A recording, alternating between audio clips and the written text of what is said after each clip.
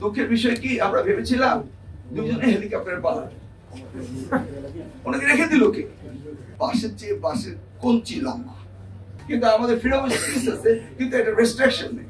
আগে সেটা বললো যে একটা দলকে নিষিদ্ধ করতে হলে এই ঘটনাগুলি ঘটাতে হবে, তার কোনটা আওয়ামী লীগ ঘটায়নি? রিসেট বাটন দিলে সব ডিলিট হয় না, মেমোরিতে যা থাকে থেকে যায়। আজকে আলোচনায় বেশ প্রাণবন্ত আলোচনা হয়েছে। প্রথমে আমি বলবো যে মঞ্জু সাহেব একটা সাইডে কথা বললেন, মতিউর রহমান আখন সাহেবের বক্তব্য রাখলেন। উনি কিন্তু সত্য অনুচ্ছেদ ফলো করে বক্তব্য রেখেছেন। তা আমাদের সত্য অনুচ্ছেদ ফলো করতে হবে। এটা আমার প্রিয় বোন, সবচেয়ে ভালো আমার দৃষ্টিতে যে কথা বলে টক শোতে সে রুবিন ফারহানাকে আমি বলতে চাই যে ওনার সত্য অনুচ্ছেদ ফলো করে এসছেন। তাহলে কি আমরা সত্য সংবিধান থেকে সরিয়ে দেবো? মানিটা কি? ৭০ অনুচ্ছেদ হচ্ছে, আমি যেটা বুঝি যে দলীয় ভাবে দলীয় ফোরামে আলোচনা করে সিদ্ধান্ত নিয়ে তারপরে কথা বলুন। উনি সেটাই করেছেন। আবার এটা যে উইথড্র করা হয়, যে যাইছে তাই করতে পারবে। অতএব এই ধরনের অনেক কিছু রয়েছে এই ফেসিবাদী বা মুজিববাদী সরকারের যে ৭২ সংবিধানের কথা বলা হচ্ছে। এখানে নজরুল ইসলাম সাহেব সুন্দর বললেন যে জাতীয়তাবাদী তো সব কভার করে। আমরা যদি বাংলাদেশি জাতীয়তাবাদী যেটা শহীদ রাষ্ট্রপতি জিয়াউর রহমান করেছিলেন, এই দেশের ভৌগোলিক সীমা রেখার মধ্যে গোত্র জাতি ধর্ম নির্বিশেষে আমরা সকলেই একটি আদর্শকে নিয়ে আমরা বসবাস করি, তাহলে তো আমাদের সেকুলারিজমের দরকারই নেই। জাতীয়তাবাদী তো আমাদেরকে সমন্বয় করে দিচ্ছে সকলকে একটাই। তাহলে কি আমরা প্রতিশব্দ ব্যবহার করছি? এটা কি আমরা কবিতা লিখছি না গল্প লিখছি যে প্রতিশব্দ ব্যবহার করতে হবে, একের জায়গায় দুটা তিনটা করতে হবে? তাহলে সেটাই তো নেই।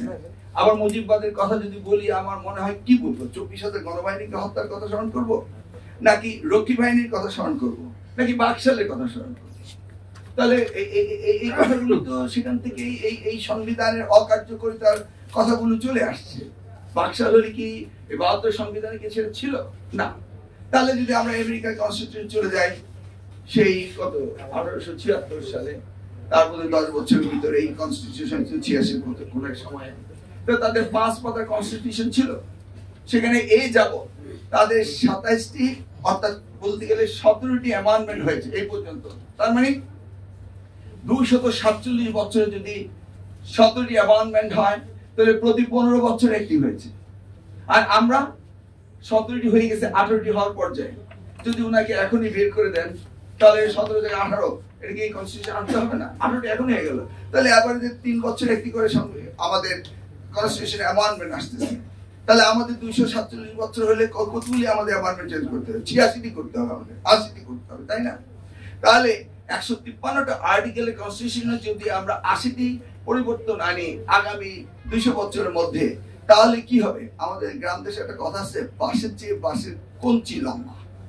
তার মানে সংবিধানের চেয়ে সংশোধনী বেশি হয়ে যাবে, তাই না? তাই হয়, তাহলে আমরা কি করবো? আবার আমরা দেখেছি প্রথম ১০ বছর আমেরিকান কনস্টিটিউশনে, ওই ৫ পাতার কনস্টিটিউশনে, পরে পকেটে এখন বোধহয় ২৭ পাতার থাকে, ছোটটা এখন। তো এই কনস্টিটিউশনে ৫ পাতার কনস্টিটিউশনে আমরা দেখেছি প্রথমেই ১০টি বিল অফ রাইটস ছিল। এই বিল অফ রাইটস গুলি কি আমাদের আছে? নাই।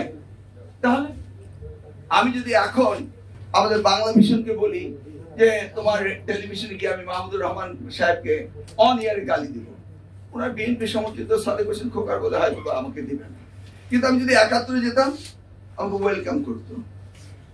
আমি যদি বলি বাংলা মিশনকে, হ্যালো আপনার তো এয়ার টাইম ভাড়া দেন, আমি ভাড়া নিব, এই ভাড়া নিয়ে আমি মাহমুদুর রহমানকে গালি দেবো।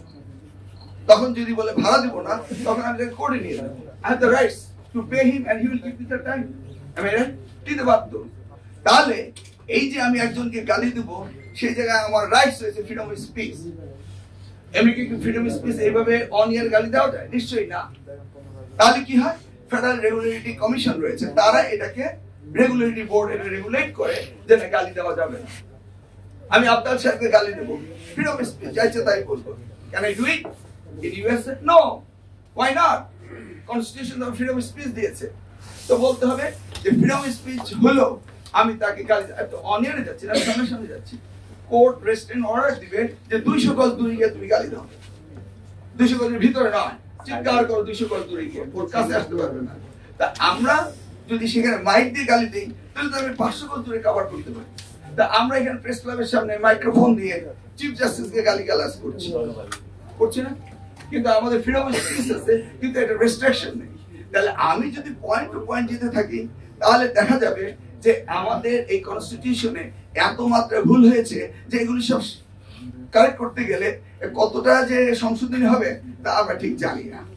হাওয়ার বলা হচ্ছে যে বিএনপির পক্ষ থেকে কথা বলার জন্য আমরা অনুচ্ছেদ আমরা প্র্যাকটিস করিনি, মানে বিএনপিতে কোনো আলোচনা হয়নি, আলোচনা হতে আমরা সেইভাবেই কথা বলবো। তাই আমরা আমার ব্যক্তিগত অভিমত দিচ্ছি। কিন্তু আমি যদি বলি 2018 সালের রাষ্ট্র মেরামতের তারেক রহমান সাহেব যে শর্তগুলি দিয়েছিলেন, 29 দফা দিয়েছিলেন, প্রথমে দিয়েছিল 29 দফা, তারপর 23 সালে ছিল 31 দফা, তারপর উনি বলেছেন এটারও বর্ধন হবে, সকলের সাথে আলোচনা করা হবে। তো 31 দফার ভিতরে তো আমাদের 10 দফা, আমি কি 29 এর ভিতরে 10 বলবো না 31 এর 10 বলবো? তাহলে আমাদের গুলো তো elaborately in the broader perspective এটা তো আমরা বলেই দিয়েছি, সেখানে তো রয়েছে সবকিছু। এখন যদি আপনারা সরাসরি প্রশ্ন করেন যে এটা কি থাকবে কি থাকবে না, তাই সেই ক্ষেত্রে বলতে পারি যে এটা মাহমুদুর রহমান সাহেব কয়েকদিন আগে বলেছেন এটাকে গার্বেজ ফেলে দেন। এত বড় পাণ্ডুলিপি হয়ে গেছে যে এটা প্রতিদিনই কি আমরা কারেকশন করতে থাকবো? বেসিক্যালি আমি যদি মনে করি কিভাবে একটা কনস্টিটিউশন লিখতে হবে মানে কি, how do I govern the people, এটাই তো আমার কনস্টিটিউশন। এখন গভর্ন দ্য পিপল করতে হলে আই মাস্ট আন্ডারস্ট্যান্ড যে স্টেটমেন্ট গুলো আমরা ডিসক্রাইব করব, what I mean to you, আমি জনগণকে কি মিন করি, how to govern is the second point. How to govern and how do I govern, how do I mean it, what I feel it, সেটা আমাকে বুঝতে হবে। সেটা কি এই সংবিধান বুঝেছে? সেই সংবিধান করেছে তাদের নিজস্ব জন্য, তারা তো ওটার জন্য করেনি। থার্ড কি, যে আমরা প্রায়োরিটাইজ করব কোন কোন ভ্যালুস কে আমরা ইম্পর্টেন্স দেব। এই যে বৈষম্য বিরোধী আন্দোলন তারা আমাদেরকে শিখিয়ে দিল হোয়াট ইজ ইউর প্রায়োরিটি, কোন কোন জায়গায় আমাদেরকে প্রায়োরিটি দিতে হবে। তাহলে আমাদের প্রায়োরিটাইজ করতে হবে, আমাদেরকে ভ্যালুস গুলিকে মিন করতে হবে, এন্ড দেন আমরা গভর্ন করব। এই তো তিনটা, এই তিনটা কি এই সংবিধানে এভাবে রয়েছে? এই সংবিধান রয়েছে কিভাবে তারা গভর্নেন্স করবে, তাদের এনার্কি, তাদের রাজতন্ত্র। এখানে আমরা প্রেসিডেন্ট সম্পর্কে বক্তব্য শুনলাম। দুঃখের বিষয় কি, আমরা ভেবেছিলাম দুজনে হেলিকপ্টারে পালাবে, ওনাকে রেখে দিল কে? কেন রেখে দিল? কেন আমরা বঙ্গভবনের দিকে গেলাম না? একদল এদিকে যেতাম, একদল ওদিকে যেতাম, তো দুজনে পালিয়ে যেত, পালানোর তো সুযোগ ছিল, আমরা কেন আটকে রাখলাম? এই আটকে কেন রাখলাম? আর আটকে রাখার কারণে তো আজকে আমাদের বিতর্কটা শুরু হয়েছে। তাহলে উনি যদি ওনার স্টেটমেন্টে ভুল করেন, তো উনি কেন বসে আছেন? উনি তো পদত্যাগ করতে হয়, ওনার সলিউশন তো উনি নিজেই। আবার অপরদিকে যারা সলিউশন দিবেন তারা মন্তব্য করবেন কেন? ডিসিশন মেকার বলেই তো ফেলেন যে অসত্য কথা বা মিথ্যাচার করেছে। তো মিথ্যাচার করেছে আমরা দেখেছি, অসত্য কথা বলেছে আমরা দেখেছি, তাহলে আপনারা ডিসিশন নেবেন।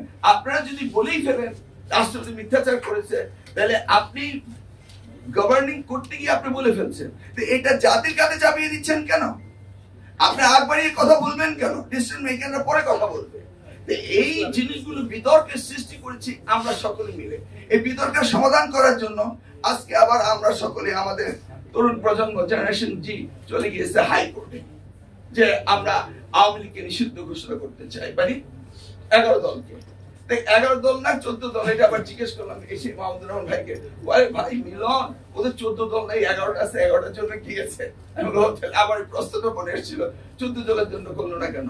ভাই কি কি করলে আওয়ামী লীগকে নিষিদ্ধ করা যায়, কি কি না করলে করা যায় না? আগে সেটা বললো যে একটা দলকে নিষিদ্ধ করতে হলে এই এই ঘটনাগুলি ঘটাতে হবে। তার কোনটা আওয়ামী লীগ ঘটায়নি? তা সবগুলি ঘটিয়েছে। আর এই গভর্নমেন্ট কি জনগণের আশা আকাঙ্ক্ষা প্রতিফলন ঘটাতে হবে। তা আমাদের কি চেয়েছি আমরা, সেটাতেই সরকার করবে। The solution is there. এখন যে কমিটি হয়েছে, কমিটি সিদ্ধান্ত নেই, আমরা দেখি। আর বিএনপি, এটা আমি ব্যক্তিগতভাবে বলছি, তাই বিএনপি হাইয়েস্ট ফোরাম এগুলো নিয়ে ডিসকাশন হচ্ছে। বিএনপি কি চায়? যে শান্তিপূর্ণভাবে দেশটা রাষ্ট্রটা চলুক। তাহলে আজকে এই সংবিধান সংশোধনী হওয়ার পরে এটা কি গণভোট হবে? এটা তো পার্লামেন্টে যেতে হবে। তাই বলা হচ্ছে যে যুক্তিসম্মত যৌক্তিক সময় নিয়ে একটি সুন্দর নির্বাচন করে দেশটি একটি গণতান্ত্রিক ভাবে রাষ্ট্র পরিচালনার দায়িত্ব দেওয়া হোক, সেটা বলা হচ্ছে। তাই বলছি যে আমাদের রাষ্ট্র মেরামতে 31 দফা সবই রয়েছে, সব মিলিয়ে আমরা বিএনপির পক্ষে আমি স্টেটমেন্ট করছি না, মঞ্জু ভাইয়ের উত্তরটা আমি দিয়ে দিলাম নিশ্চয়ই। আমরা চাচ্ছি যে এরপরে এটা আমাদের দ্বিতীয় বিপ্লব বলা হচ্ছে। আমি তো এটা দ্বিতীয় বিপ্লব মনে করি না, আমি মনে করি এর আগে আরো বিপ্লব হয়ে গিয়েছে। 90 গণঅভ্যুত্থান কি হয়নি, 3 জোটের রূপরেখা কি হয়নি, আমরা বারবারই করছি, বারবারই আমরা ফেইলিউর করছি। বারবার ফেইলিউর হচ্ছে, এবার let's start from the beginning. এখন যদি আমি আবার বলি রিসেট বাটনে টিপ দিলাম, তাহলে আবার সব ডিলিট হয়ে গেল কিনা, কি মহা মুশকিল হয়ে গেল। আরে ভাই রিসেট বাটন দিলে সব ডিলিট হয় না, মেমোরিতে যা থাকে থেকে যায়। তাহলে আমাদের মেমোরিতে মুক্তিযুদ্ধ রয়েছে, আমাদের মেমোরিতে স্বাধীনতা যুদ্ধ রয়েছে, সেটা তো ডিলিট করার কথা তো বলছে না। আমাদের স্বাধীনতা সার্বভৌমত্ব, আমরা যে অন্যায়গুলো করেছি, যেভাবে আমরা সংবিধানকে নিজের জন্য ব্যবহার করেছি, আর 2/3 মেজরিটি হলে রুমি ফারান কারেক্ট করবে, 2/3 মেজরিটি যাই লেখেন তাই তো পরিবর্তন করে ফেলা যায়। এটাও তো একটা বিষয় রয়েছে, সবগুলি তো দেখতে হবে। দেখে আইন বিশেষজ্ঞরা যারা কনস্টিটিউশন স্পেশালিস্ট আছেন তারা এটা করবেন। আমরা চাই সুন্দর বাংলাদেশ, আমরা চাই এই ছাত্র জনতা শ্রমিক সকলের আন্দোলনে আমরা যে একটি দেশ স্বাধীন করেছি, সেই স্বাধীন সার্বভৌমত্ব দেশটি আগামী দিনে এগিয়ে চলুক। সংবাদ, ফিচার ও অনুষ্ঠানের জন্য ভিজিট করুন সংবাদ প্রকাশের ওয়েবসাইট এবং যুক্ত থাকুন ফেসবুক পেজ ও ইউটিউব চ্যানেলের সঙ্গে।